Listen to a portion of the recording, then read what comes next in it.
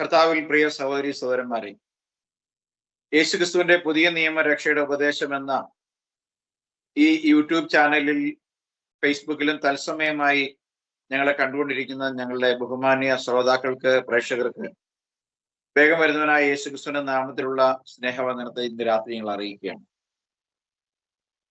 ഈ ഇന്നത്തെ മീറ്റിംഗിൽ സന്നിഹിതരായിരിക്കുന്ന കർത്താവിന്റെ വലിയ ദാസന്മാരായ Wilson Benjamin, Simon Benjamin, Joy Joseph എന്നിവരെയും ഞാൻ ഇന്നത്തെ മീറ്റിംഗിലേക്ക് കർത്താവ് യേശുവിന്റെ നാമത്തിൽ സ്വാഗതം ചെയ്യുന്നു.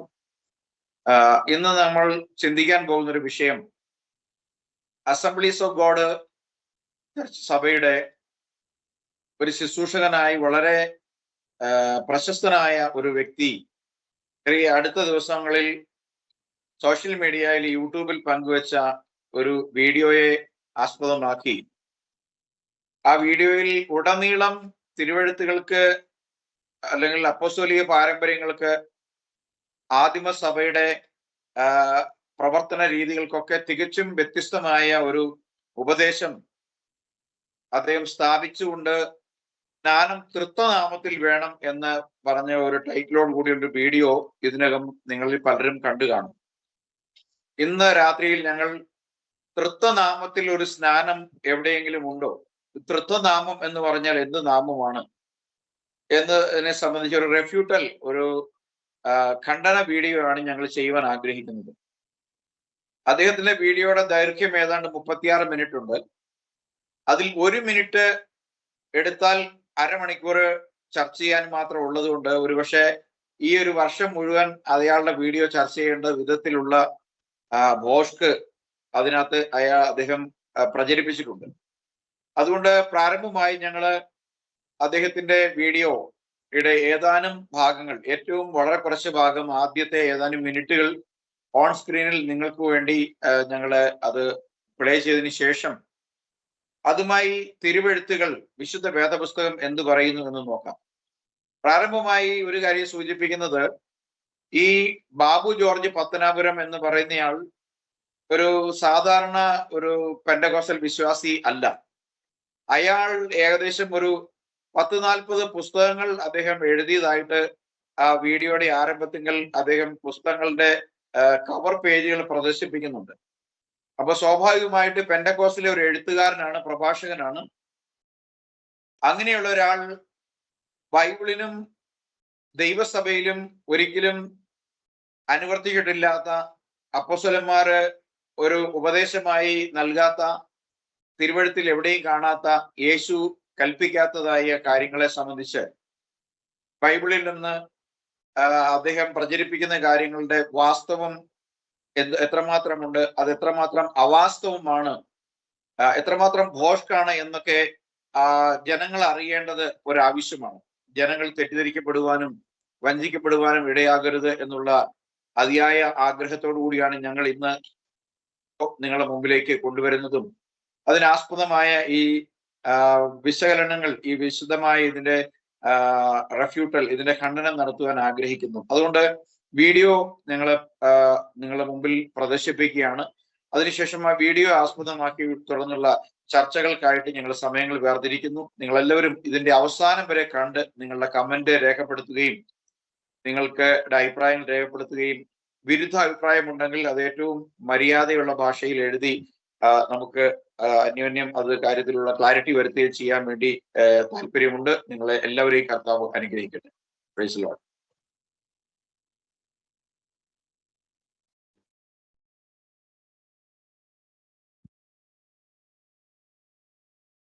യേശുവിന്റെ നാമത്തിൽ സ്നാനപ്പെടുത്തുന്നു.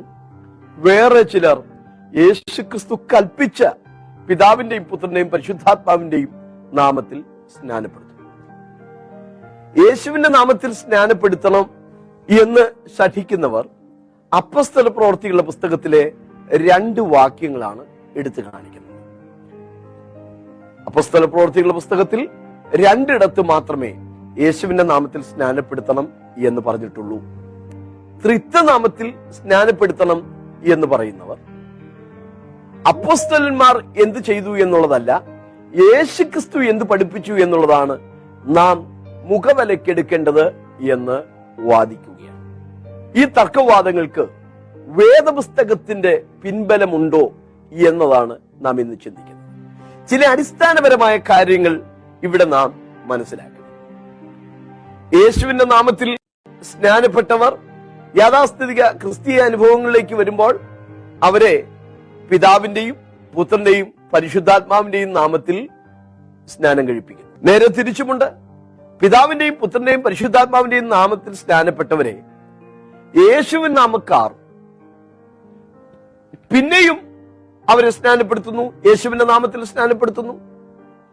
എന്താണ് ഇതിന്റെ അടിസ്ഥാനപരമായ കാരണം? ഇതിനകത്തൊരു അടിസ്ഥാനപരമായ കാരണമുണ്ട്. അത് നാം ആദ്യം മനസ്സിലാക്കണം. യേശുവിൻ നാമക്കാർ ദൈവിക ത്രിത്വത്തെ വിശ്വസിക്കുന്നില്ല, അംഗീകരിക്കുന്നില്ല. ദൈവത്തിൽ പിതാവ്, പുത്രൻ, പരിശുദ്ധാത്മാവ് എന്നീ മൂന്നാളത്വങ്ങളുണ്ട് എന്നുള്ളത് അവർ അംഗീകരിക്കുന്നില്ല, സമ്മതിക്കുന്നില്ല, വിശ്വസിക്കുന്നില്ല. അതുകൊണ്ടാണ് പിതാവിന്റെയും പുത്രന്റെയും പരിശുദ്ധാത്മാവിന്റെയും നാമത്തിൽ സ്നാനപ്പെടുത്തിയവരെ യേശുവിൻ നാമക്കാർ യേശുവിന്റെ നാമത്തിൽ സ്നാനപ്പെടുത്തുന്നത്. നേരെ തിരിച്ചും യേശുവിന്റെ നാമത്തിൽ സ്നാനപ്പെട്ടവർ ദൈവിക ത്രിത്വത്തെ വിശ്വസിക്കാത്തത് കൊണ്ടാണ് പിതാവിന്റെയും പുത്രന്റെയും പരിശുദ്ധാത്മാവിന്റെയും നാമത്തിൽ പിന്നെയും സ്നാനപ്പെടുത്തുന്നത്. ത്രിത്വോപദേശം നിരാകരിക്കേണ്ടതല്ല. ദൈവത്തിൽ 3 ആളത്വങ്ങൾ ഉണ്ട് എന്ന ആ ചിന്ത സ്നാന വിഷയത്തിൽ മാത്രമല്ല ബൈബിളിൽ രേഖപ്പെടുത്തിയിട്ടുള്ളത്. ഏതാണ്ട് 18ഓളം വേദവാക്യ തെളിവുകൾ ഞാൻ ഇവിടെ നിരത്തി വെക്കാൻ ആഗ്രഹിക്കുന്നു. സത്യം മനസ്സിലാക്കാൻ മനസ്സുള്ളവർക്ക് വേണ്ടി ഞാനത് വിശദീകരിപ്പാൻ ഇവിടെ ആഗ്രഹിക്കുന്നു. യേശുക്രിസ്തു പരിശുദ്ധാത്മാവിനെ കുറിച്ച് പറഞ്ഞപ്പോൾ പറഞ്ഞത് ഇങ്ങനെയാണ്: എന്നാൽ ഞാൻ പിതാവിനോട് ചോദിക്കും, അവൻ സത്യത്തിന്റെ ആത്മാവെന്ന മറ്റൊരു കാര്യസ്ഥനെ എന്നേക്കും നിങ്ങളോടുകൂടെ ഇരിക്കേണ്ടതിന് തരും. 3 വ്യക്തികളെ നാം അവിടെ കാണുന്നു. ഞാൻ, യേശു, പിതാവിനോട് ചോദിക്കും, പരിശുദ്ധാത്മാവെന്ന കാര്യസ്ഥനെ നിങ്ങൾക്ക് തരും. അപ്പോൾ അവിടെ നാം ദൈവിക ത്രിത്വത്തിലെ 3 വ്യക്തികളെയും കാണുന്നു. 3 അവസ്ഥകളെയല്ല, 3 വ്യക്തികളെയും കാണുന്നു. സ്തെഫാനോസ് മരിക്കുമ്പോൾ അദ്ദേഹം മുട്ടുകുത്തി മുകളിലേക്ക് നോക്കുകയും ദൈവമഹത്വവും പിതാവിന്റെ വലത്തുഭാഗത്ത് യേശുക്രിസ്തു എഴുന്നേറ്റ് നിൽക്കുന്നതും താൻ കാണുന്നു. ദൈവത്തിന്റെ വലത്തുഭാഗത്ത് യേശുക്രിസ്തു നിൽക്കുന്നു. സ്തെഫാനോസ് പരിശുദ്ധാത്മാവിൽ നിറയുന്നു. 3 വ്യക്തികളെയും നാം അവിടെയും കാണുന്നു. 3, യേശുവിന്റെ സ്നാനം നോക്കണം. യോർദാൻ നദിയിൽ യോഹന്നാന്റെ കൈക്കീഴിൽ യേശു ക്രിസ്തു സ്നാനപ്പെടുകയാണ്. ഇവൻ എന്റെ പ്രിയപുത്രൻ, ഇവനിൽ ഞാൻ പ്രസാദിച്ചിരിക്കുന്നു എന്ന് സ്വർഗത്തിൽ നിന്ന് പിതാവായ ദൈവം സാക്ഷ്യം പറയുന്നു. പരിശുദ്ധാത്മാവ് പ്രാവെന്ന പോലെ യേശുവിന്റെ മേൽ ഇറങ്ങി വരുന്നു. യേശു സ്നാനപ്പെടുന്നു. 3 വ്യക്തികളെയും നാം അവിടെ കാണുകയാണ്. സാക്ഷ്യം പറഞ്ഞ പിതാവ്, ഇറങ്ങി വരുന്ന പരിശുദ്ധാത്മാവ്, സ്നാനം സ്വീകരിക്കുന്ന യേശു ക്രിസ്തു. Price the Lord. അദ്ദേഹത്തിന്റെ വീഡിയോ നിങ്ങൾ കണ്ടു കഴിഞ്ഞു. നമുക്ക് ഇത്രയും ഭാഗത്തെ വീഡിയോ നമുക്കൊരു ചർച്ചയ്ക്ക് എടുക്കാൻ നമുക്ക് ഒരു 1.5-2 മണിക്കൂർ വേണ്ടി വരും. കാരണം ഒരുപാട് കാര്യങ്ങൾ അദ്ദേഹം പറഞ്ഞിട്ടുണ്ട്. നമുക്ക് പ്രാരംഭമായി അദ്ദേഹം ഉന്നയിച്ച 1-2 കാര്യങ്ങളെ സംബന്ധിച്ച് മാത്രം ഞാൻ ചോദിച്ച് അതിനൊരു വ്യക്തത വരുത്താൻ ആഗ്രഹിക്കുകയാണ്. ഇന്ന് നമ്മൾ അദ്ദേഹത്തിന്റെ വീഡിയോ കണ്ടതിൽ തന്നെ പാതി ഭാഗം നമ്മൾ ഒരുപക്ഷെ ശനിയാഴ്ചയായിരിക്കും ചർച്ചയ്ക്ക് കൊണ്ടുവരിക. ഇവിടെ എനിക്ക് സ്നാനം സംബന്ധിച്ച് സ്നാനങ്ങൾ ഏതൊക്കെയാണ് അല്ലെങ്കിൽ എത്രയാണ് ബൈബിളിൽ ഉള്ളത് എന്ന് ചോദിച്ച് തെളിവ് വരുത്തുന്നതിന് മുന്നോടിയായിട്ട് ഇദ്ദേഹം സൂചിപ്പിച്ച 2 കാര്യങ്ങൾ ആദ്യമായിട്ട് ഞാൻ ചോദിക്കാൻ ആഗ്രഹിക്കുന്ന പാസ്റ്റർ ജോയിയോടാണ്. അദ്ദേഹം പറയുന്നത് യേശു നാമക്കാർ ത്രിത്വോപദേശം വിശ്വസിക്കുന്നില്ല. 1. രണ്ടാമത് കാര്യം, അപ്പോസ്തലന്മാര് ചെയ്തതും യേശുക്രിസ്തു കൽപ്പിച്ചതും 2ആണ്. എന്ന് വെച്ചാൽ അപ്പോസ്തലന്മാര് യേശുക്രിസ്തുവിന്റെ കൽപ്പന അനുസരിച്ചില്ല. അപ്പൊ യേശുക്രിസ്തുവിന്റെ അന്ത്യകൽപ്പന അനുസരിക്കാത്തവരാണ് അപ്പോസ്തലന്മാരെന്ന് അതിൽ നിന്ന് അദ്ദേഹത്തിന് വ്യക്തതയുണ്ട് എന്നാണ് നമ്മൾ മനസ്സിലാക്കുന്നത്. അടുത്ത ഒരു കാര്യം ഞാൻ ചോദിക്കാനായിട്ട് ആഗ്രഹിക്കുന്നത് വിൽസൺ ബ്രദറിനോടാണ്. പിന്നീട് ഞാൻ അടുത്ത ചോദ്യമായിട്ട് വരും. ഇവിടെ പ്രാരംഭ പ്രാരംഭമായി എൻ്റെ ഒരു ചോദ്യം, ഈ സ്നാനം തൃത്വനാമത്തിൽ വേണമെന്നാണ് ഈ ബാബു ജോർജ് പത്തനാപുരം പറയുന്നത്. ഈ തൃത്വനാമം എന്ന് പറഞ്ഞൊരു നാമം വിശുദ്ധ വേദപുസ്തകത്തിൽ എവിടെയെങ്കിലും ഉണ്ടോ? അല്ലെങ്കിൽ തൃത്വം എന്നുള്ളൊരു നാമം വേദപുസ്തകത്തിലുണ്ടോ? തൃത്വനാമത്തിൽ വേദപുസ്തകത്തിൽ ഒരു സ്നാനം കഴിപ്പിച്ചതായിട്ട് ഒരു തെളിവുണ്ടോ? ഇനി പോട്ടത് പിതാവിന്റെയും പുത്രന്റെയും പരിശുദ്ധാത്മാവിന്റെയും നാമത്തിൽ ആണ് എന്നുകൂടി പറഞ്ഞുകൊണ്ടുള്ള സ്നാനം, അങ്ങനെയും ഒരു സ്നാനം ഉണ്ടോ എന്ന് ഞാൻ വളരെ ലളിതമായ ഒരു ചോദ്യം ചോദിക്കുകയാണ്. ആ ചോദ്യത്തിന് പാസ്റ്റർക്ക് ഉത്തരം പറയാനായിട്ടുള്ള രണ്ട് കാര്യങ്ങൾ ഞാൻ പാസ്റ്ററെ സൂചിപ്പിക്കുന്നത്. ഒന്ന്, കർത്താവായ യേശുക്രിസ്തുവിന്റെ നാമത്തിൽ സ്നാനപ്പെടുത്തുന്നതിന് അദ്ദേഹം രണ്ട് തെളിവുകൾ മാത്രമാണ് അദ്ദേഹം ഉന്നയിച്ചത്. ആ തെളിവുകൾ അക്ഷരാർത്ഥത്തിലുള്ള തെളിവുകളായതുകൊണ്ട് അദ്ദേഹം പറഞ്ഞ അക്ഷരാർത്ഥത്തിലുള്ള പല കാര്യങ്ങളും നമ്മൾ ചർച്ചയ്ക്ക് എടുക്കും, തീർച്ചയായിട്ടും എടുക്കും. കാരണം അദ്ദേഹം പറയുന്നത് അപ്പോസ്തല പ്രവൃത്തിയില് 2:38 അതുപോലെ 19:5 മാത്രമേ കർത്താവായ യേശുക്രിസ്തുവിന്റെ നാമ സ്നാനമുള്ളൂ. അപ്പൊ കർത്താവായ യേശുക്രിസ്തുവും രണ്ടാണ് എന്നാണ് അദ്ദേഹം പറയുന്നത്. കാരണം മറ്റു സ്നാനങ്ങൾ അവർ യേശുക്രിസ്തുവിന്റെ നാമത്തിൽ സ്നാനം ഏറ്റിരുന്നേ ഉള്ളൂ. 8:16 നമ്മൾ അങ്ങനെ കാണുന്നത്. അപ്പോൾ അദ്ദേഹം ഈ 4 സ്ഥലങ്ങളിൽ വ്യക്തമായി അപ്പോസ്തല പ്രവൃത്തി 2:38, 8:16, 10:48, 19:5 വ്യക്തമായി യേശുക്രിസ്തുവിന്റെ അല്ലെങ്കിൽ കർത്താവായ യേശുവിന്റെ നാമത്തിൽ സ്നാനം തെളിവായി പറഞ്ഞിരിക്കുന്നുവെങ്കിൽ നാമം ഉപയോഗിക്കാതെ ഇതേ അപ്പോസ്തലന്മാർ സ്നാനം കഴിപ്പിച്ചപ്പോൾ അവര് 2 തരത്തിൽ സ്നാനപ്പെടുത്തുകയില്ല. അത് നമുക്ക് പിന്നീട് ചർച്ച ചെയ്യാം. അപ്പം ഈ ചോദ്യം ഞാൻ പാസ്റ്ററുടെ അടുക്കൽ ഈ വ്യക്തതയ്ക്കായി വയ്ക്കുകയാണ്. പാസ്റ്റർക്ക് ഞാൻ പറഞ്ഞ ആശയവും അദ്ദേഹത്തിന്റെ വീഡിയോയിൽ നിന്ന് ലഭിച്ച കാര്യവും മനസ്സിലായിട്ടുണ്ടെങ്കിൽ അതിന് പാസ്റ്റർക്ക് മറുപടി പറയും.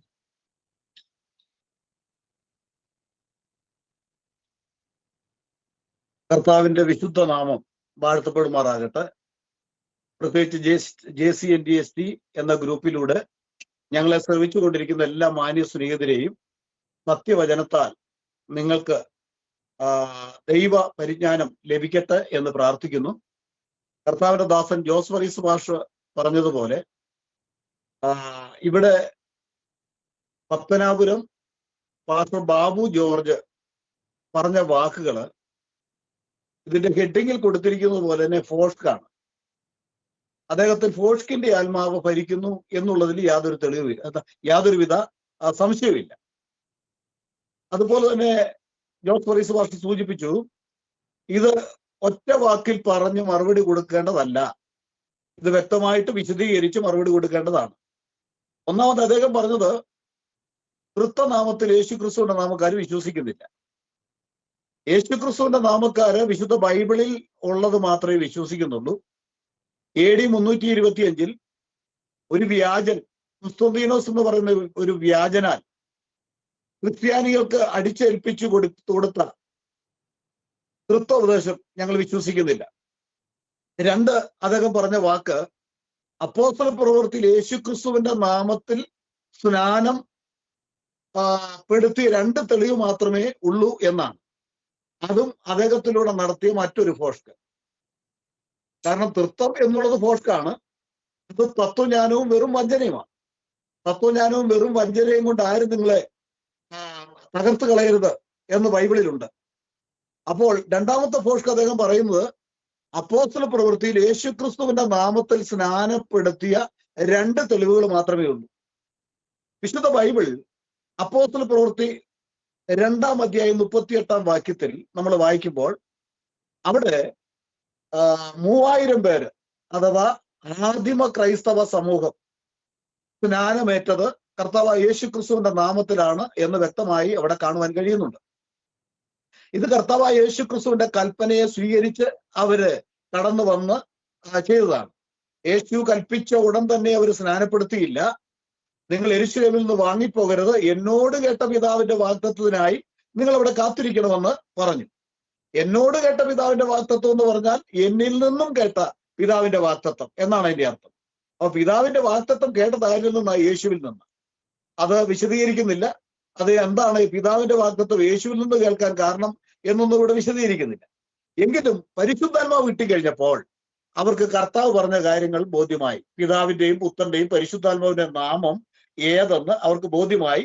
അങ്ങനെ ആദ്യമായിട്ട് യഹൂദന്മാരാണ് യേശുക്രിസ്തുവിന്റെ നാമത്തിൽ സ്നാനമേറ്റത് എന്ന് 2:38 പറയുന്നു.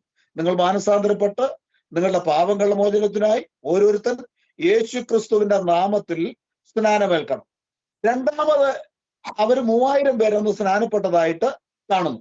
രണ്ടാമത് അപ്പോസ്തല പ്രവൃത്തി 8:16 വായിക്കുമ്പോൾ ശമര്യർ എന്ന് പറയുന്ന ഒരു സമ്മിശ്ര ജാതി, അത് ജാതിയല്ല, യഹൂദന്മാരുമല്ല, യഹൂദന്മാരും ജാതികളും തമ്മിൽ ഇടകലർന്ന ഒരു സമൂഹമാണ് ഈ ശമര്യക്കാർ.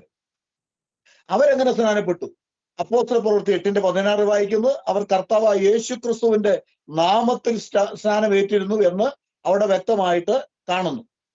അപ്പൊ യേശുക്രിസ്തുവിന്റെ നാമത്തിൽ സ്നാനമേറ്റ് പിന്നെ ഒരു സ്നാനം കാണുന്നത് 8:38 ഷണ്ണൻ സ്നാനപ്പെട്ട ചരിത്രം അവിടെ കാണുന്നു. മൂന്നാമത് ഷണ്ണൻ എങ്ങനെ സ്നാനപ്പെട്ടു എന്ന് അവിടെ പറയുന്നില്ല എങ്കിൽ തന്നെയും ഷണ്ണനെ സ്നാനപ്പെടുത്തിയത് ഫിലിപ്പോസ് ആണ്. ശമര്യയിൽ ആര് സ്നാനപ്പെടുത്തിയോ ആ വ്യക്തി തന്നെയാണ് ഷണ്ണനെയും സ്നാനപ്പെടുത്തിയത്.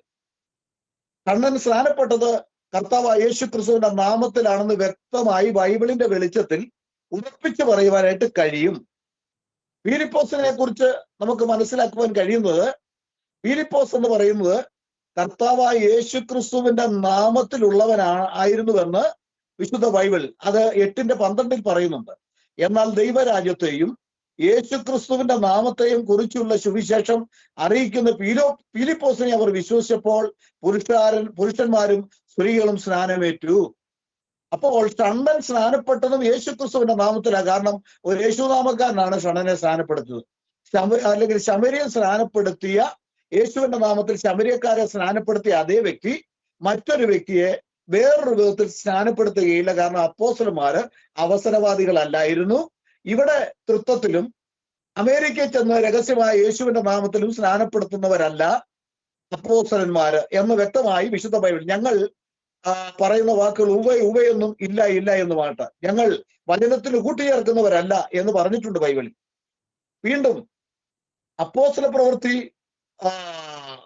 9-ാം അധ്യായത്തിലും നമുക്ക് കാണുവാൻ കഴിയുന്നു. അവിടെ അവൻ എഴുന്നേറ്റ് സ്നാനമേൽക്കുകയും ആഹാരം കൈക്കൊണ്ട് ബലം പ്രാപിച്ചു. പൗലോസ് അവിടെ, അല്ലെങ്കിൽ ശൗൽ സ്നാനപ്പെട്ട ചരിത്രം അവിടെ കാണുന്നു. ശൗല് എങ്ങനെ സ്നാനപ്പെട്ടത് വ്യക്തമാക്കുന്ന ഒരു തെളിവ് അപ്പോസ്തല പ്രവൃത്തി 22-ാം അധ്യായത്തിന്റെ 16-ാം വാക്യം. എന്നോട് ചോദിക്കുകയാണ് പരിശുദ്ധാത്മാവ്, ഇനി താമസിക്കുന്നത് എഴുന്നേറ്റ് പ്രാർത്ഥിച്ച് അവന്റെ നാമം വിളിച്ച് പ്രാർത്ഥിച്ച് സ്നാനമേറ്റ് നിന്റെ പാവങ്ങൾ കഴുകിക്കളയുക. അവിടെയും ശൗല് യേശുക്രിസ്തുവിന്റെ നാമത്തിൽ സ്നാനമേറ്റു എന്ന് വ്യക്തമായിട്ട് നമ്മെ പഠിപ്പിക്കുന്നു. ഇനി താമസിക്കുന്നത് എഴുന്നേറ്റ് അവന്റെ നാമം വിളിച്ച് പ്രാർത്ഥിച്ച് സ്നാനമേറ്റ് നിന്റെ പാവങ്ങളെ കഴുകിക്കളയുക എന്നവിടെ കാണുവാൻ കഴിയുന്നു. ആ പൗലോസ് കൊരിന്ത്യ വിശ്വാസികളെ സ്നാനപ്പെടുത്തിയതും, അല്ലെങ്കിൽ കൊരിന്ത്യ വിശ്വാസികളെ പൗലോസ് അല്ല, കൊരിന്ത്യ വിശ്വാസികൾ സ്നാനപ്പെട്ട ചരിത്രത്തെ പൗലോസ് എടുത്ത് പറയുമ്പോൾ 1 കൊരിന്ത്യർ 1:12 വായിക്കുന്നത്, നിങ്ങളിൽ ഓരോരുത്തരും ഞാൻ പൗലോസിന്റെ പക്ഷക്കാരൻ, ഞാൻ അപ്പൊല്ലോസിന്റെ പക്ഷക്കാരൻ, ഞാൻ കേഫാവിന്റെ പക്ഷക്കാരൻ, ഞാൻ ക്രിസ്തുവിന്റെ പക്ഷക്കാരൻ എന്നിങ്ങനെ പറയുന്നുവോ, ക്രിസ്തു വിഭാഗിക്കപ്പെട്ടിരിക്കുന്നുവോ, പൗലോസ് നിങ്ങൾക്ക് വേണ്ടി ക്രൂശിക്കപ്പെട്ടുവോ, അല്ല പൗലോസിന്റെ നാമത്തിൽ നിങ്ങൾ സ്നാനമേറ്റുവോ എന്ന് പറഞ്ഞാൽ കൊരിന്ത്യ വിശ്വാസികൾ ആരാണോ ക്രൂശിക്കപ്പെട്ടത് അവന്റെ നാമത്തിൽ സ്നാനമേറ്റവരാണ് എന്ന് അവിടെ വ്യക്തമാക്കുന്നു. പൗലോസ് ലീഗ അവിടെ വ്യക്തമാക്കുകയാണ്. അപ്പോൾ അവിടെയും യേശുക്രിസ്തുവിന്റെ നാമത്തിൽ സ്നാനമേറ്റു. ഞാനിപ്പോ തന്നെ 4 തെളിവ് തന്നു. 1 അപ്പോസ്തല പ്രവൃത്തി 2:38, 2 അപ്പോസ്തല പ്രവൃത്തി 8:16, 3 നമുക്കറിയാം അവിടെ പൗലോസ് സ്നാനപ്പെട്ട തെളിവ് 22:16. അവിടെ 3 സ്ഥലങ്ങളിലും കർത്താവായ യേശുക്രിസ്തുവിന്റെ നാമത്തിൽ സ്നാനപ്പെടുത്തിയ വ്യക്തമായുള്ള തെളിവ് കാണുന്നു. 4 സ്ഥലങ്ങളിൽ എന്ന് പറയാം ഷണ്ണനെ സ്നാനപ്പെടുത്തിയതും യേശുവിന്റെ നാമക്കാരനായിരിക്കുന്ന ഫിലിപ്പോസ് ആയതുകൊണ്ട്, ഫിലിപ്പോസ് അവസരവാദി അല്ലാത്തത് കൊണ്ടും ഫിലിപ്പോസ് അവരെയും സ്നാനപ്പെടുത്തി യേശുക്രിസ്തുവിന്റെ നാമത്തിൽ തന്നെയാണ്. അത് നമുക്കത് നിഷേധിക്കാൻ പറ്റില്ല. ഇനി 10-ാം അധ്യായത്തിൽ നമ്മൾ വരുമ്പോൾ 10:48 പത്രോസ് അവരെ യേശു ക്രിസ്തുവിന്റെ നാമത്തിൽ സ്നാനം കഴിപ്പിപ്പാൻ കൽപ്പിച്ചു. കണ്ടോ? പാസ്റ്റർ ബാബു ജോർജ് എന്ന് പറയുന്ന അദ്ദേഹത്തോട് പറയാനുള്ളത്, ഇവിടെ തന്നെ ഇപ്പോൾ 4-5 സ്ഥലങ്ങളിൽ കർത്താവായ യേശു ക്രിസ്തുവിന്റെ നാമത്തിൽ സ്നാനപ്പെടുത്തിയ തെളിവ് ഞങ്ങൾ എടുത്തു തന്നു. പിന്നെ എങ്ങനെ 2 സ്ഥലങ്ങളിലെ യേശു ക്രിസ്തുവിന്റെ നാമത്തിൽ സ്നാനപ്പെടുത്തിയ തെളിവുള്ളൂ എന്ന് നിങ്ങൾ പറയുന്നത് ദൈവത്തിന്റെ പരിശുദ്ധാത്മാവ് ഇല്ലാത്തതിന്റെ കുഴപ്പമാണ്. പരിശുദ്ധാത്മാവ് ലഭിക്കണമെങ്കിൽ അപ്പോസ്തല പ്രവൃത്തി 2:38 പൂർണ്ണമായി അനുസരിക്കണം.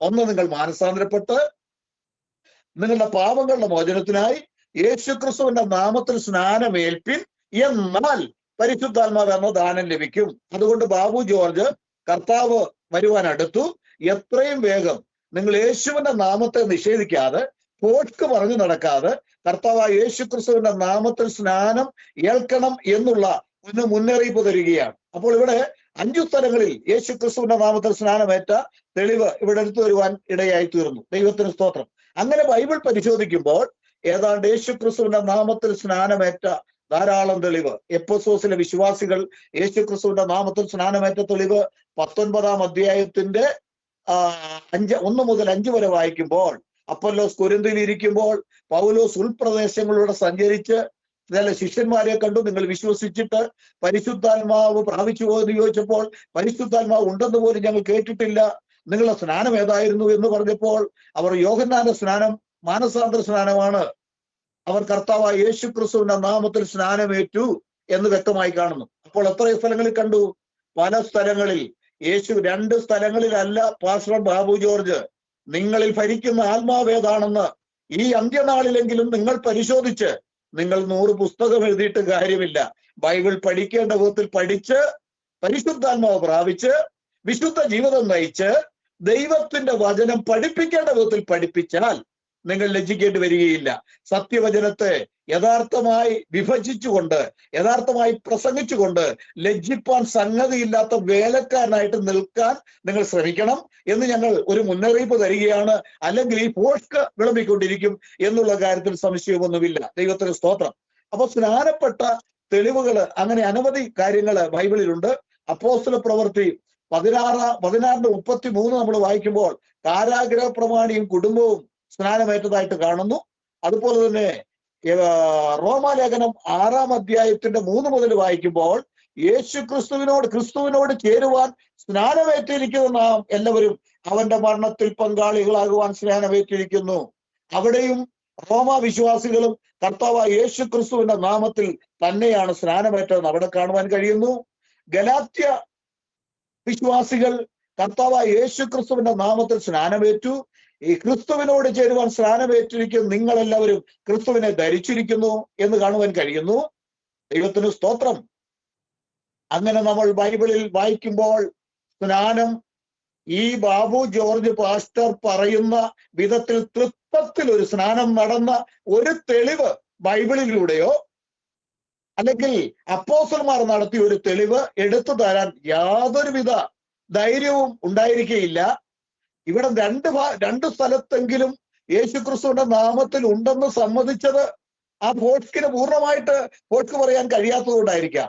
എന്നാൽ 2 സ്ഥലങ്ങളിലല്ല, അനവധി ഭാഗങ്ങളിൽ കർത്താവായ യേശുക്രിസ്തുവിന്റെ നാമത്തിൽ മാത്രം സ്നാനമേറ്റ തെളിവിരിക്കെ അത് മറച്ചു വെച്ച്, അത് മൂടി വെച്ച് വ്യാജം പറയുന്ന ഈ ആത്മാവിനെ മാറ്റിക്കളഞ്ഞ് ദൈവത്തിന്റെ പരിശുദ്ധാത്മാവ് നിങ്ങൾ പ്രാപിക്കേണ്ടത് ആവശ്യമാണ്. കാരണം ഫിലിപ്പിയർ 3:17 വായിക്കുമ്പോൾ, സഹോദരന്മാരെ നിങ്ങളെല്ലാവരും എന്നെ അനുകരിപ്പിൻ, ഞങ്ങൾ നിങ്ങൾക്ക് കാണിച്ചു തന്ന മാതൃക പ്രകാരം നടക്കുന്നവരെയും കുറിക്കൊള്ളുവീൻ. അപ്പോസ്തലന്മാർ എന്ത് മാതൃക കാണിച്ചോ ആ മാതൃക പ്രകാരം നടന്നവരാണ് ഫിലിപ്പിയ വിശ്വാസികൾ. ഹല്ലേലൂയ. ആ ഫിലിപ്പിയ വിശ്വാസികളും കർത്താവായ യേശു ക്രിസ്തുവിന്റെ നാമത്തിൽ സ്നാനമേറ്റു. ഇനി കൊലോസ്യർ 2:12 വായിക്കുമ്പോൾ, സ്നാനത്താൽ നിങ്ങൾ അവനോടുകൂടെ അടക്കപ്പെട്ടു. കൊലോസ്യരും യേശു ക്രിസ്തുവിന്റെ നാമത്തിൽ സ്നാനമേറ്റു. അതിന് വ്യക്തമായുള്ള തെളിവ് കൊലോസ്യർ 3:17 തന്നെയാണ്. വാക്കിനാലോ ക്രിയയാലോ നിങ്ങൾ എന്തു ചെയ്താലും കർത്താവായ യേശുവിന്റെ നാമത്തിൽ ചെയ്തും അവൻ മുഖാന്തരം പിതാവായ ദൈവത്തിന് സ്തോത്രം ചെയ്തുകൊണ്ടിരിപ്പീൻ എന്നാണ്. ദൈവത്തിന് സ്തോത്രം. ഇനി അടുത്തതായിട്ട് 1 തെസ്സലോനി 2:13 മുതൽ 14 വാക്യം വായിക്കുമ്പോൾ അവിടെ കാണുവാൻ കഴിയുന്നത്, ഞങ്ങൾ പ്രസംഗിച്ച ദൈവവചനം നിങ്ങൾ കേട്ടു, മനുഷ്യന്റെ വചനമായിട്ടല്ല, സാക്ഷാലാകുന്നത് പോലെ ദൈവവചനമായിട്ട് തന്നെ കൈക്കൊണ്ടതിനാൽ ഞങ്ങൾ ദൈവത്തെ ഇടവിടാതെ സ്തുതിക്കുന്നു. വിശ്വസിക്കുന്ന നിങ്ങളിൽ അത് വ്യാപരിക്കുന്നു. ഇനി 14 വാക്യം, 1 തെസ്സലോനി 2:14. സഹോദരന്മാരെ, യഹൂദിയയിൽ ക്രിസ്തുവേശുവിലുള്ള ദൈവസഭകൾക്ക് നിങ്ങൾ അനുകാരികളായി തീർന്നു. അതിന്റെ POC ബൈബിൾ ഒന്ന് വായിക്കട്ടെ. നിങ്ങൾ യഹൂദിയിലെ യേശു ക്രിസ്തുവിന്റെ നാമത്തിലുള്ള ദൈവത്തിന്റെ സഭകളെ അനുകരിക്കുന്നവരായി തീർന്നു. അവസാനമായി പറയട്ടെ, പാസ്റ്റർ ബാബു ജോർജ്, താങ്കൾക്ക് ധൈര്യമുണ്ടോ തൃത്വത്തിൽ ഒരു സ്നാനം നടന്ന തെളിവ് ബൈബിളിൽ നിന്ന് എടുത്തു വരുവാൻ? താങ്കൾക്ക് ധൈര്യമുണ്ടോ? അങ്ങനെ ധൈര്യമില്ലെങ്കിൽ താങ്കൾ പഠിപ്പിക്കുന്ന പോൾക്ക് മാറ്റി മാനസാന്തരപ്പെടാൻ ഞങ്ങൾ ഒരു മുന്നറിയിപ്പ് തരികയാണ്. ബൈബിളിൽ യേശുക്രിസ്തുവിന്റെ നാമത്തിലല്ലാതെ മറ്റൊരു സ്നാനം നടന്നതായിട്ടോ തൃത്വത്തിൽ ഒരു സ്നാനം നടന്നതായിട്ടോ ഇനി പിതാവിന്റെയും പുത്രന്റെയും പരിശുദ്ധാത്മാവിന്റെയും നാമം എന്ന അക്ഷരം പറഞ്ഞ് നിങ്ങൾ ചെയ്യുന്ന പോലെ, ഇന്നുള്ള ഇവിടുത്തെ ബന്ധക്കോസുകാർ ചെയ്യുന്ന പോലെ അക്ഷരം പറഞ്ഞ് മുക്കിയ ഒരൊറ്റ തെളിവ് തരികയാണെങ്കിൽ, കൂടെ ഇരിക്കുന്ന കർത്താവിന്റെ ദാസന്മാരായിരിക്കുന്ന വിൻസെന്റിനെയും അതുപോലെ ജോസ് റൈസിനെയും ഞാൻ പറയുന്നില്ല, ഞാൻ നിങ്ങളുടെ കൈക്ക് സ്നാനപ്പെടുവാൻ തയ്യാറാണ്. ഒരൊറ്റ തെളിവ്, പിതാവിന്റെയും പുത്രന്റെയും പരിശുദ്ധാത്മാവിന്റെയും നാമമെന്ന അക്ഷരം പറഞ്ഞ് നിങ്ങൾ ചെയ്യുന്ന പോലെ അക്ഷരത്തിന്റെ ശുശ്രൂഷ ചെയ്ത ഒരു തെളിവ് ബൈബിളിൽ കാണിച്ചു തരാമോ? ഞങ്ങൾ അക്ഷരത്തിന്റെ ശുശ്രൂഷക്കാരല്ല, ആത്മാവിന്റെ ശുശ്രൂഷക്കാരാണ്. അക്ഷരം പറഞ്ഞിട്ടുണ്ടെങ്കിൽ അതിലൊരു ആത്മീയ അർത്ഥമുണ്ട്. അത് പരിശുദ്ധാത്മാവിൽ അപ്പോസ്തലന്മാർക്ക് വെളിപ്പെട്ട ആ അർത്ഥത്തിൽ ഞങ്ങൾ സ്നാനപ്പെടുത്തുന്നു. അതിലേക്ക് പ്രിയ ബാബു ജോർജ് എന്ന് പറയുന്ന ആ സുവിശേഷകനെ ഞങ്ങൾ ആഹ്വാനം ചെയ്യുന്നു. താങ്ക് യു പാസ്റ്റർ, വളരെ വ്യക്തമാണ്. അനവധി ബൈബിളിലുള്ള മിക്കവാറും സ്നാനത്തെ സംബന്ധിച്ച് പുതിയ നിയമസഭയിലുള്ള എല്ലാ തെളിവുകളും തന്നെ ഉദ്ധരിച്ചാണ് ബാബു ജോർജിന് മറുപടി കൊടുത്തിട്ടുള്ളത്. ഈ ബാബു ജോർജിനെ ഞാൻ ബന്ധപ്പെടാൻ ശ്രമിച്ചെങ്കിലും അദ്ദേഹം കോൾ അറ്റൻഡ് ചെയ്തില്ല. അപ്പൊ എനിക്ക് ഈ വീഡിയോ ഇട്ടു തന്ന ഒരു ബാബു കുരുവിളയോട് ചോദിച്ചു, നിങ്ങൾക്ക് അദ്ദേഹവുമായിട്ട് ബന്ധമുണ്ടെങ്കിൽ ഞങ്ങളുമായിട്ടൊരു സംവാദത്തിന് അദ്ദേഹത്തിനെ കൊണ്ടുവരാൻ കഴിയുമോ എന്ന് ചോദിച്ചു. അദ്ദേഹത്തിന്റെ 2 നമ്പറുകളും ഞാൻ ഫോണിൽ സേവ് ചെയ്തിട്ട് അതിൽ നോക്കിയപ്പോൾ 2നും വാട്സാപ്പ് ഇല്ല. ഞാൻ വാട്സാപ്പിൽ ഇൻവൈറ്റ് ചെയ്തു, ആ ഇൻവിറ്റേഷൻ ഇപ്പോഴും അങ്ങനെ തന്നെ കിടക്കുക. അപ്പോ അദ്ദേഹം ഞാൻ പറഞ്ഞ ആളോട് പറഞ്ഞത് തർക്കത്തിനും വാദത്തിനും ഞാൻ ഇല്ല എന്നാണ് അയാൾ മറുപടി പറഞ്ഞത്. അപ്പോ ഞാൻ അദ്ദേഹത്തോട് പറയാൻ പറഞ്ഞു, ഈ ഗോളിയില്ലാത്ത പോസ്റ്റിൽ ആർക്കും ഗോൾ അടിക്കാം. എതിരാളി ഇല്ലാതെ ഒരു വീഡിയോയിൽ വന്ന് എന്തെങ്കിലും വിളിച്ചു പറയുന്നത് ഒരു ശരിയായ കാര്യമല്ല. നമ്മൾ പറയുന്ന കാര്യത്തെ തർക്കിക്കാനും വാദിക്കാനും വരുന്നവരോട് ഉത്തരം പറയാൻ കഴിയില്ലെങ്കിൽ ഇത്തരം വീഡിയോകൾ പടച്ചുവിടുന്ന നിർത്തണം എന്നുകൂടെ ഞാൻ അദ്ദേഹത്തോട് പറയാനായിട്ട് പറഞ്ഞു. അദ്ദേഹം പറഞ്ഞോ ഇല്ലെന്ന് എനിക്ക് അറിഞ്ഞുകൂടാ. എനിവേ, നമ്മുടെ വിഷയത്തിലേക്ക് മടങ്ങുമ്പോൾ ഇപ്പൊ അദ്ദേഹം പറഞ്ഞത്, അദ്ദേഹത്തിന്റെ ഒരു ആശയത്തിൽ അപ്പോസ്തലന്മാര്, യേശുക്രിസ്തുവിന്റെ അപ്പോസ്തലന്മാര്, താൻ തെരഞ്ഞെടുത്ത 12 അപ്പോസ്തലന്മാരിൽ നമുക്കറിയാം ആ സമയത്ത് യൂദ എന്ന് പറയുന്ന അപ്പോസ്തലൻ ഇല്ല. എന്നാൽ പിന്നീട് അപ്പോസ്തലന്മാര് നറുക്കിട്ട് 2 പേർക്ക് വേണ്ടി നറുക്കിട്ട് മത്തിയാസിനെ തിരഞ്ഞെടുക്കുമ്പോൾ തുറന്നുള്ള ശുശ്രൂഷയിൽ മത്തിയാസും ഉൾപ്പെട്ടിരുന്നതായിട്ട് നമ്മൾ കാണുന്നു. പിന്നാലെ വന്ന പൗലോസിനെയും എല്ലാ ക്രൈസ്തവ സഭകളും അപ്പോസ്തലത്വത്തിന്റെ ഒരു പദവി കൊടുത്തു തന്നെയാണ് അംഗീകരിച്ചിട്ടുള്ളത്. താൻ തന്നെയും താൻ ക്രിസ്തുവിൽ ഒരു അപ്പോസ്തലനാണെന്ന് പറഞ്ഞിട്ടുണ്ട്. എന്റെ ചോദ്യം വിൽസൺ ബ്രദറിനോടാണ്. ഇദ്ദേഹം പറയുന്നത് കർത്താവ് കൽപ്പിച്ചതുപോലെ ആണ് പെന്തക്കോസ്തുകാര് തൃത്വ വിശ്വാസികൾ സ്നാനപ്പെടുത്തുന്നത്, അപ്പോസ്തലന്മാര് പ്രവർത്തിച്ചതുപോലെയല്ല. അങ്ങനെയെങ്കിൽ അപ്പോസ്തലന്മാര് ഏറ്റവും വലിയ ക്രിസ്തു നിഷേധികളാണ് എന്ന് മുഴുവൻ പെന്തക്കോസ്റ്റൽ സഭകളും വിശ്വസിക്കുന്നുണ്ടെന്നാണ് നമ്മുടെ കഴിഞ്ഞ ഏതാനും വർഷങ്ങളിൽ നമ്മളുടെ ഇത്തരം റെഫ്യൂട്ടൽ വീഡിയോകളിലൂടെ നമുക്ക് മനസ്സിലാകുന്നത്. അപ്പോ എന്നാൽ വളരെ വലിയ വിരോധാഭാസം എന്ന് പറയുന്നത് നമ്മുടെ എല്ലാ അനുദിന ജീവിതത്തിൽ അപ്പോസ്തല പ്രവർത്തികളിലെ ഈ നിർണായകമായ തെളിവുകൾ മാറ്റിവെച്ചാൽ, ഈ സ്നാനം കൊട്ടേഷനുകൾ മാറ്റിവെച്ചു കഴിഞ്ഞാൽ അപ്പോസ്തല പ്രവൃത്തി മുതൽ വെളിപ്പാട് പുസ്തകം വരെയുള്ള പുസ്തകങ്ങൾ തരാതരം പോലെ അവരെ പ്രസംഗിക്കാൻ എടുക്കാറുണ്ട്. അപ്പോൾ ഇതൊരു ഇരട്ടത്താപ്പല്ലേ, ഡബിൾ സ്റ്റാൻഡേർഡ് അല്ലേ, ഇത് വിരോധാഭാസമല്ലേ? ഒരു കാര്യം വരുമ്പോൾ, സ്നാനം സംബന്ധിച്ച വിഷയം വരുമ്പോൾ അപ്പോസ്തലന്മാര് യേശുക്രിസ്തുവിനെ ധിക്കരിക്കുന്നവരും കപടന്മാരും എന്ന് സമർത്ഥിക്കുകയും, മറ്റുള്ള കാര്യങ്ങൾ വരുമ്പോൾ ഈ മത്തായി സുവിശേഷം അടക്കം യേശുക്രിസ്തു കൽപ്പിച്ചതായി ഇവരെടുത്തുകൊണ്ടുവരുന്ന മത്തായി സുവിശേഷം അടക്കം വെളിപ്പാട് പുസ്തകം വരെയുള്ള പുസ്തകങ്ങൾ മുഴുവനും എഴുതപ്പെട്ട അപ്പോസ്തലന്മാർ, ഇവർക്ക് ചിലപ്പോൾ അവർ സംസാരിച്ച വചനം ദൈവികവും, സ്നാനമുള്ള വിഷയത്തിലേക്കും ദൈവം ഏകൻ എന്നുള്ള വിഷയത്തിലേക്ക് വരുമ്പോൾ അപ്പോസ്തലന്മാർ കൊള്ളരുതാത്തവരുമാകുന്നത് എന്തുകൊണ്ടായിരിക്കണം? എന്തായിരിക്കണം ബ്രദറിന്റെ ഒരു നിഗമനത്തിൽ മനസ്സിലാക്കാൻ കഴിയുന്ന കാര്യം? Price the Lord. Pastor Babu ജോർജിന്റെ വീഡിയോയ്ക്ക് നമ്മൾ ഉത്തരം നൽകുകയാണല്ലോ. അദ്ദേഹം പറയുന്ന പല കാര്യങ്ങളും നമുക്ക് അറിയാം. നമ്മൾക്ക് അപ്പോസ്തോലന്മാരെ തന്നെ നമ്മൾ കാണുമ്പോൾ അപ്പോസ്തോലന്മാർക്ക് രണ്ട് ഭാഗമുണ്ട് അവരുടെ ജീവിതത്തിൽ. അത് നമുക്ക് ബൈബിളിൽ വ്യക്തമായിട്ട് കാണാം. ഒരു ഭാഗം നമ്മൾ കാണുന്നു ലൂക്കോസിന്റെ സുവിശേഷം 24 മുമ്പേ ഉള്ള അവരുടെ ജീവിതം. ഒരു ഭാഗം നമ്മൾ കാണുന്നു ലൂക്കോസിന്റെ രണ്ടാമത്തെ എഴുത്ത്. ആ ലൂക്കോസിന്റെ സുവിശേഷം എന്ന് ടൈറ്റിൽ ഇട്ട ആ എഴുത്തിന്റെ രണ്ടാമത്തെ ഭാഗത്തിൽ 1-ാമത്തെ അധ്യായം, അതാണ് അപ്പോസ്തല പ്രവൃത്തി. അപ്പൊ ഒരേ ആൾക്ക് എഴുതിയ എഴുത്തിന്റെ രണ്ട് ഭാഗങ്ങളാണത്.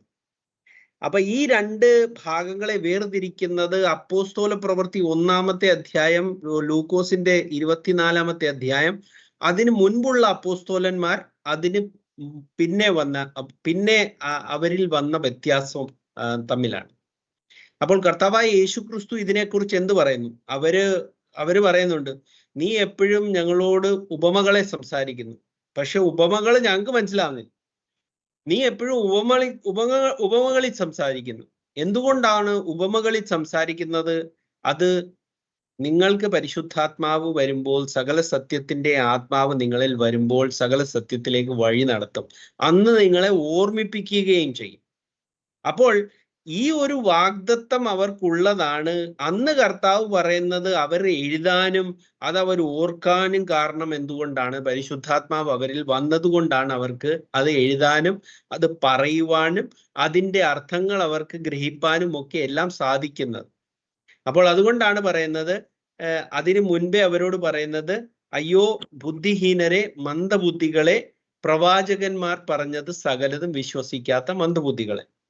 അപ്പോൾ നമ്മളെ യേശുനാമക്കാർ എന്ന് വിളിക്കുമ്പോൾ നമ്മൾ സന്തോഷിക്കും. എന്തുകൊണ്ടെന്നാൽ നമ്മൾ പഴയ നിയമത്തിൽ കാണുന്നത് നമ്മൾ കാണുന്ന ദിനവൃത്താന്തത്തിന്റെ 2-ാമത്തെ അധ്യായം, 7-ാമത്തെ അധ്യായം, രണ്ടാം ദിനവൃത്താന്തം അതിൻ്റെ 7-ാമത്തെ അധ്യായം, അതിൻ്റെ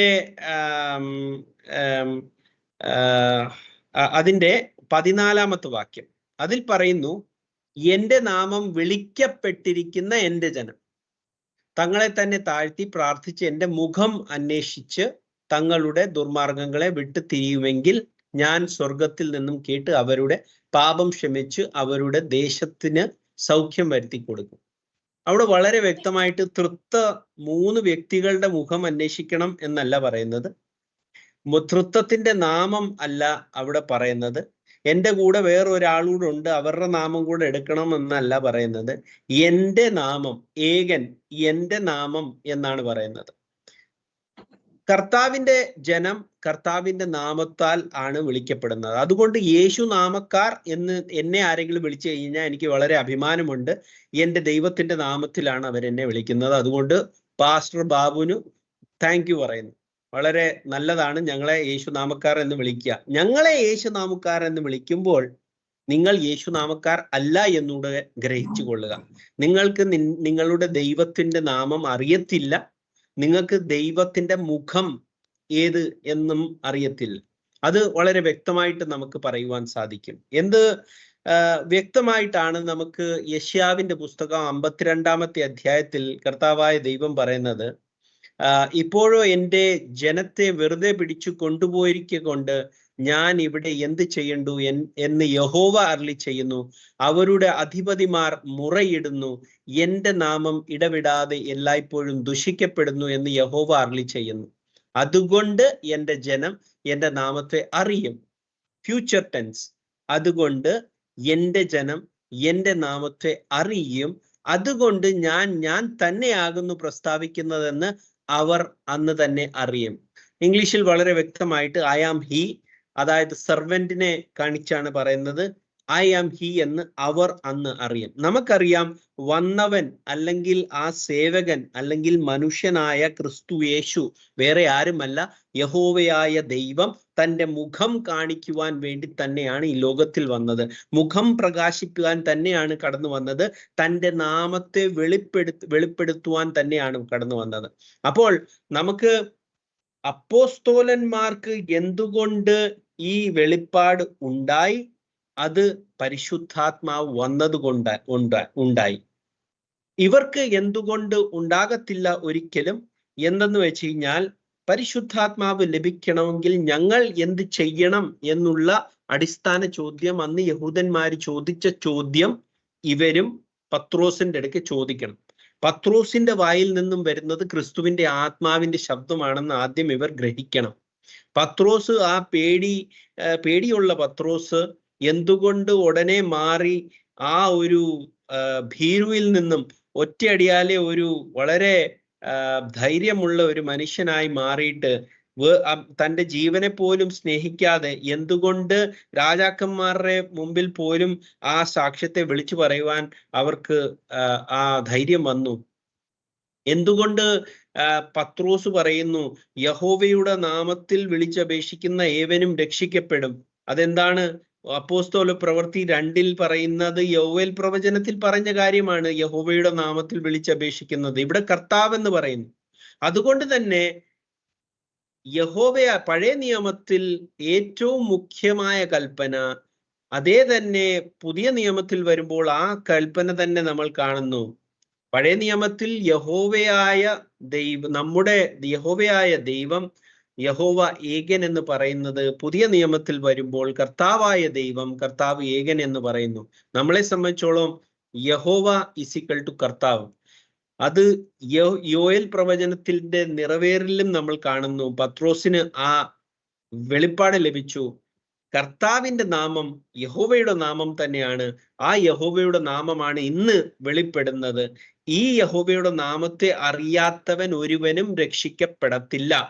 കർത്താവിന്റെ നാമം വിളിച്ചപേക്ഷിക്കുന്നവൻ ഏവനും രക്ഷിക്കപ്പെടും. അത് റോമർക്ക് എഴുതിയ ലേഖനത്തിൽ പറയുന്നു. ഒരേ വാക്യം തന്നെ 2 പ്രാവശ്യം അവിടെ പറയുന്നു. ഒന്ന് പത്രോസ് പറയുന്നു, ഒന്ന് പൗലോസ് പറയുന്നു. അതുകൊണ്ട് കർത്താവ് ഏകൻ, ആ കർത്താവ് ഏകൻ ഒരു നാമമുണ്ട്. ആ നാമത്തിലാണ് നമ്മൾ വിളിച്ചപേക്ഷിക്കേണ്ടത്.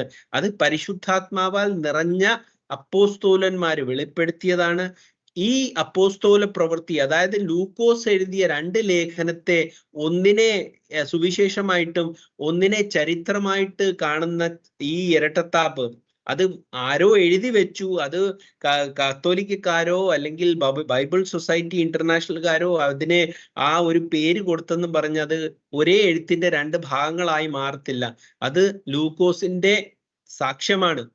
കർത്താവിന്റെ ആത്മാവിന്റെ വെളിപ്പാടിൽ അവർക്ക് എന്ത് ലഭിച്ചു, അവർ എന്ത് പറഞ്ഞു എന്നത് ആത്മാവിന്റെ സാക്ഷ്യമാണ്. ആ ആത്മാവിന്റെ സാക്ഷ്യം കൈക്കൊള്ളാത്തവർ നമുക്ക് പഴയ നിയമത്തിലും കാണാം. അവിടെ വളരെ വ്യക്തമായിട്ട് നമുക്ക് മോശയെ നേരിടുന്ന കോരഹനെ നമുക്ക് കാണാം. അവർക്ക് എന്തുവാ സംഭവിച്ചെന്ന് നമുക്ക് കാണാം. ഇവിടെ സംഭവിക്കാൻ പോകുന്നത് അത് തന്നെയാണ്. കുഴിയിലേക്ക് തന്നെയാണ് പോകുന്നത്, അഗ്നിയിലേക്ക് തന്നെയാണ് പോകാൻ പോകുന്നത്.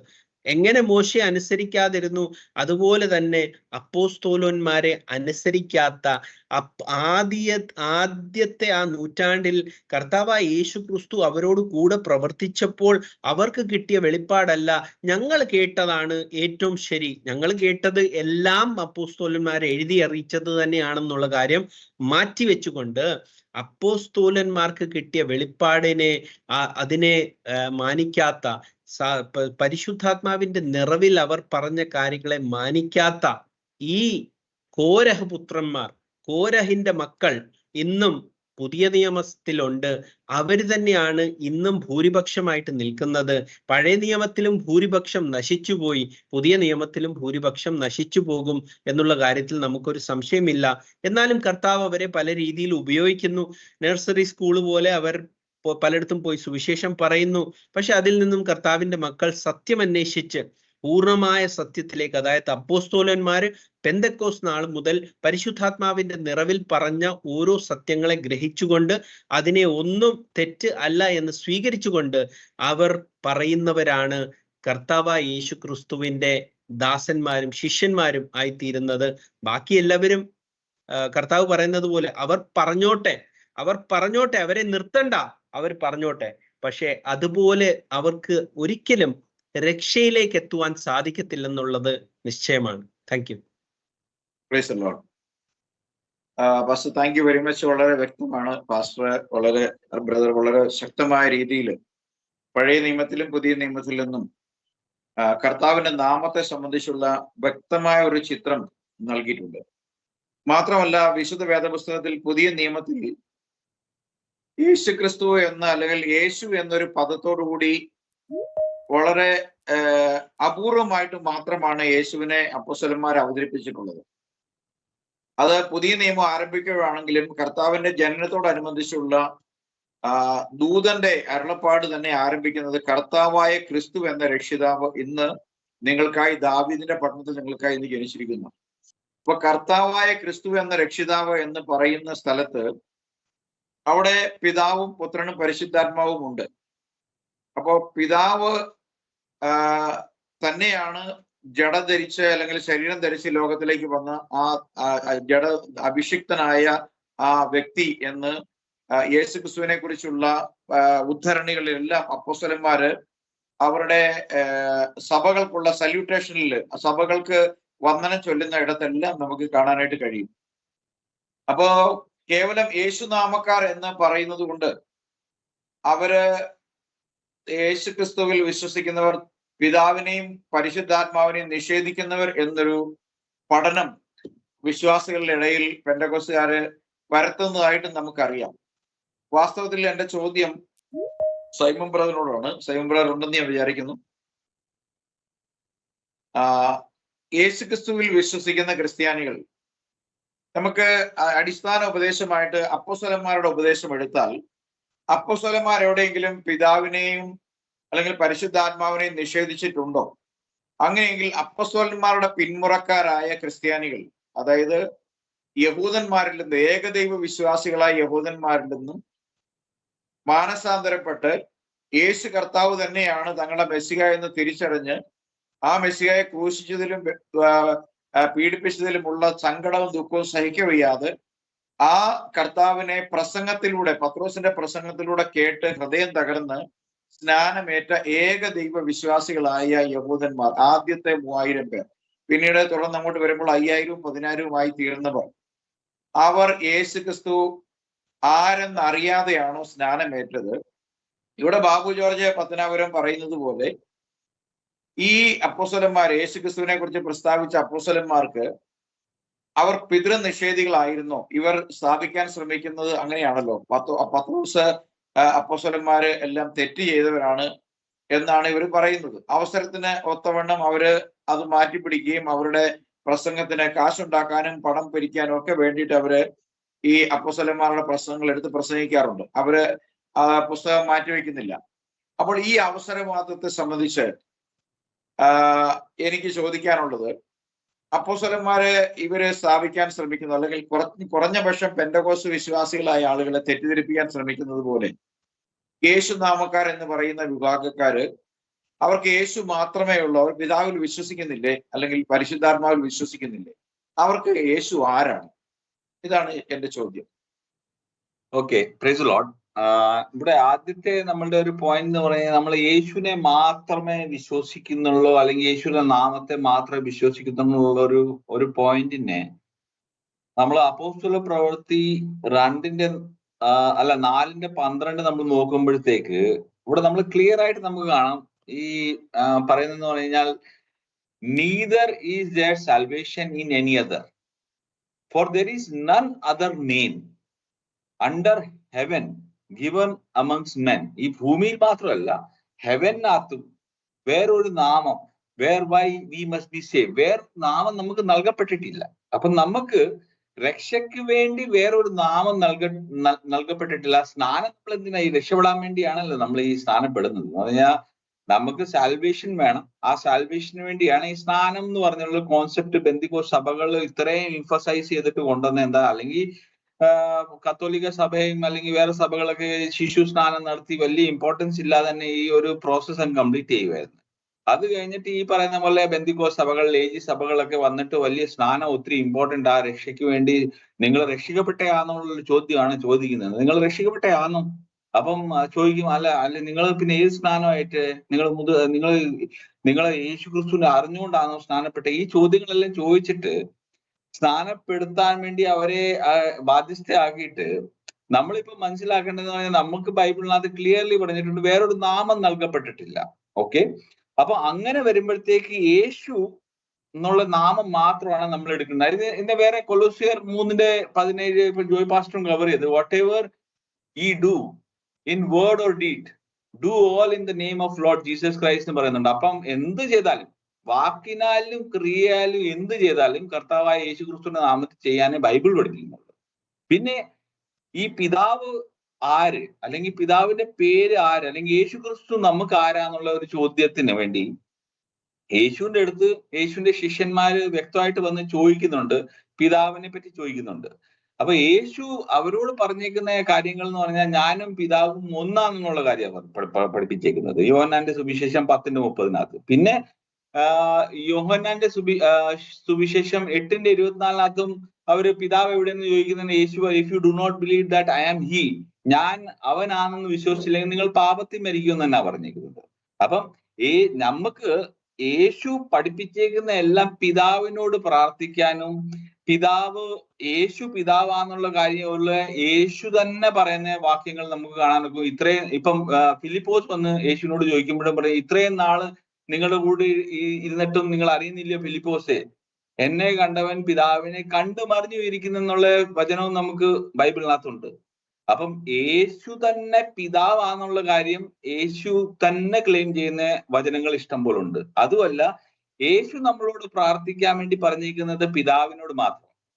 അപ്പം യേശു സ്വർഗസ്നായ ഞങ്ങളുടെ പിതാവേ എന്നുള്ള പ്രാർത്ഥന പഠിപ്പിക്കുമ്പോഴും നമ്മളോട് പിതാവിനോട് പ്രാർത്ഥിക്കാനാണ് പഠിപ്പിച്ചിരിക്കുന്നത്.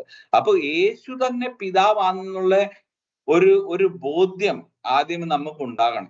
യേശു തന്നെ കർത്താവായ പഴയ നിയമത്തിലെ കർത്താവ്, നമ്മുടെ പിതാവായ ദൈവം, യഹോവയായ ദൈവം തന്നെയാണ് യേശു ക്രിസ്തു എന്നുള്ള ഒരു ബോധ്യം ഇല്ലാത്തവർക്ക് പാപത്തിൽ തന്നെ മരിക്കാനുള്ള യോഗമേ ഉള്ളൂ ബൈബിൾ പ്രകാരം. അപ്പം ആ ഒരു പിന്നെ നമുക്ക് പരിശുദ്ധാത്മാവില്ലയോ എന്ന് ചോദിക്കുന്നത്, നമുക്ക് ഒരു പരിശുദ്ധനെ ഉള്ളു. നമുക്ക് 3 പരിശുദ്ധന്മാരാരും ഇല്ല. നമുക്ക് ഇസ്രായേലിന്റെ ഒരു പരിശുദ്ധനേ ഉള്ളു. ആ പരിശുദ്ധൻ പിതാവായ ദൈവം. ആ പിതാവായ ദൈവത്തെ തന്നെയാണ് നമ്മളുടെ കർത്താവായ യേശു ക്രിസ്തു എന്നുള്ള വിശ്വാസമാണ് നമുക്കുള്ളത്. ഇപ്പം ഒരു വ്യക്തിക്ക് തന്നെ ഒരു പിതാവായി നിൽക്കുമ്പോ തന്നെ അവനൊരു പുത്രനായി നിൽക്കാം. എന്താ പറഞ്ഞാൽ ഇപ്പൊ എന്റെ മാതാപിതാക്കൾ ഉള്ളതുകൊണ്ട് ഞാൻ ഒരു പുത്രനാണ്. പക്ഷെ എനിക്ക് മക്കൾ ഉള്ളതുകൊണ്ട് ഞാൻ പിതാവാണ്. എനിക്കൊരു ആത്മാവുണ്ട്. അപ്പം അങ്ങനെ പറയുമ്പോഴത്തേക്ക് ഞാൻ പിതാവല്ലയോ, ഞാൻ പുത്രനല്ലയോ, അല്ലെങ്കിൽ ഇങ്ങനത്തെ ഒക്കെ ചോദ്യം ചോദിച്ചു കഴിഞ്ഞാല് അതിനൊരു നമുക്ക് അതിൻ്റെതായ മനുഷ്യൻ ഉണ്ടാക്കിയിരിക്കുന്ന ദൈവത്തിന്റെ സ്വരൂപത്തിലാണ് മനുഷ്യനെ ദൈവം ഉണ്ടാക്കിയിരിക്കുന്നത്. നമുക്കും ആ ഫീച്ചർ ഉണ്ട്. നമുക്ക് ഒരേ സമയത്ത് തന്നെ നമുക്ക് പല റോൾ അല്ലെങ്കിൽ പല മനുഷ്യന്റെ ബന്ധത്തിൽ നമുക്ക് പല ടൈറ്റിൽസ് ഉണ്ട്. നമുക്ക് ആ ടൈറ്റിൽസ് പക്ഷെ നമുക്ക് പല വ്യക്തികളാക്കി തീർക്കുന്നില്ല. നമ്മൾ ഒരു വ്യക്തിയാണ്, ഒരു നാമമാണ്, അതെല്ലാം നമുക്ക് ഒന്നേ ഉള്ളൂ. അങ്ങനെ തന്നെ ദൈവവും നമ്മളുടെ ആത്മാക്കളെ സൃഷ്ടിച്ചുകൊണ്ട് നമ്മളുടെ പിതാവാണ്. ആ ആത്മാവായ ദൈവം നമ്മളുടെ ആത്മാക്കളെ സൃഷ്ടിച്ചുകൊണ്ട് നമ്മളുടെ പിതാവാണ്. ആ ആത്മാവായ ദൈവം തന്നെ ജഡത്തിൽ പ്രത്യക്ഷതയായത്. ജഡം എന്ന് പറഞ്ഞു കഴിഞ്ഞാൽ ഫ്ലഷിൽ പ്രത്യക്ഷനായെന്ന് പറഞ്ഞു കഴിഞ്ഞാൽ ആ ആത്മാവ് ജഡത്തിൽ കൂടെ പ്രവർത്തിച്ചുകൊണ്ട് ആ ഒരു സ്റ്റേറ്റിനെയാണ് പുത്രത്വം എന്ന് പറയുന്നത്. ദൈവം മനുഷ്യനുമല്ല, മനുഷ്യപുത്രനുമല്ല. ദൈവം ആത്മാവാണ്. ദൈവം പരിശുദ്ധനാണ്. ആ പരിശുദ്ധ ദൈവം, ആത്മാവായ ദൈവം തന്നെയാണ് പരിശുദ്ധാത്മാവ്.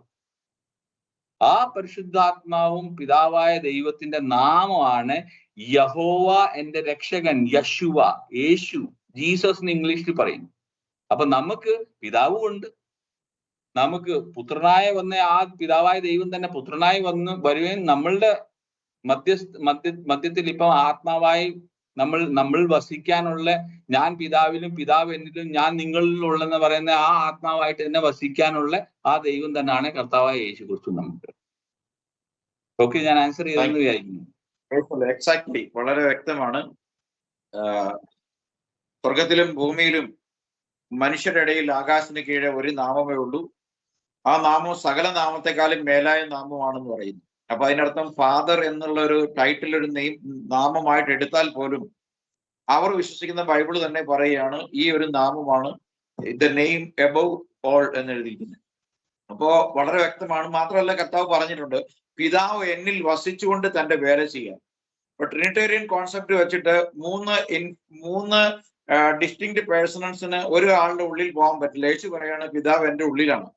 അതിന്റെ അർത്ഥം സിമ്പിൾ ആണ്. നമ്മൾ പഠിക്കുന്ന പോലെ ആത്മാവാണ് പിതാവ്. ആ ആത്മാവ് രക്ഷയ്ക്ക് വേണ്ടി യേശുവിൽ വസിച്ചുകൊണ്ട് വേല ചെയ്യുക എന്ന് പറയുമ്പോൾ തന്നെ അവരുടെ ട്രിനിറ്റിയിൽ 2 പേഴ്സൺസ് അവിടെ തന്നെ പൊളിഞ്ഞു. മുന്നോട്ട് പോകുമ്പോൾ പൊളിയും.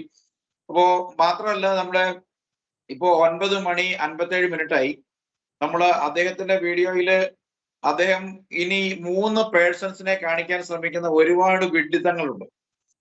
ഒന്നെങ്കിലും നമ്മൾ പിടിക്കാൻ പോയി കഴിഞ്ഞാൽ നമ്മുടെ വീഡിയോ ഇനി നീണ്ടുപോകും. നിങ്ങളുടെ അഭിപ്രായത്തിന് ഞാൻ വിടുകയാണ്. ഞാൻ അതുകൊണ്ടാണ് ബിൽസനോട് 2-3 മിനിറ്റ് എടുക്കാമായിരുന്നുള്ളൂ വീഡിയോ എടുക്കാൻ. കാരണം ഇനി അയാള് സ്വർഗത്തിലിരിക്കുന്ന ശബ്ദം, പ്രാവ്, ദൈവം അല്ല യേശു ക്രിസ്തു, ഈ 3 പേഴ്സണെ കുറിച്ച് പറയുന്നുണ്ട്. അപ്പം 3 വ്യക്തികൾക്ക് നമ്മുടെ ഒരു ഹ്യൂമൻ കോൺസെപ്റ്റ് അനുസരിച്ച് ഇപ്പൊ നമ്മള് തമ്മിൽ കാണാവുന്ന ഇപ്പോ ഇമേജ് ക്യാമറ ഓണാക്കി വെച്ചിട്ടുള്ള 4 പേര് നമ്മളുണ്ട്.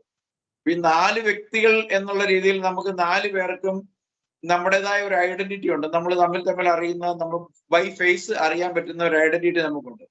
അങ്ങനെ ഒരു ഐഡന്റിറ്റി ആയിരിക്കണം വ്യക്തി എന്ന് പറയുമ്പോൾ ഞാൻ മനസ്സിലാക്കിയിട്ടുള്ളത്. ഒരു വ്യക്തി എന്ന് പറഞ്ഞാൽ ഒരു വ്യക്തിയുടെ ഐഡന്റിറ്റി എന്താണ്? അയാളെ മറ്റുള്ളവർക്ക് കാണാൻ കഴിയണം എന്ന് പറഞ്ഞാൽ അൾട്ടിമേറ്റ്ലി നമ്മുടെ വ്യക്തിത്വം എന്ന് പറയുന്നത് നമ്മുടെ അകത്തുള്ള ആത്മാവാണ്. അതിന്റെ പേരാണ് നമ്മളുടെ ശരീരത്തിൽ, നമ്മുടെ ജീവനിൽ നമ്മൾ ഇട്ടേക്കുന്നത്.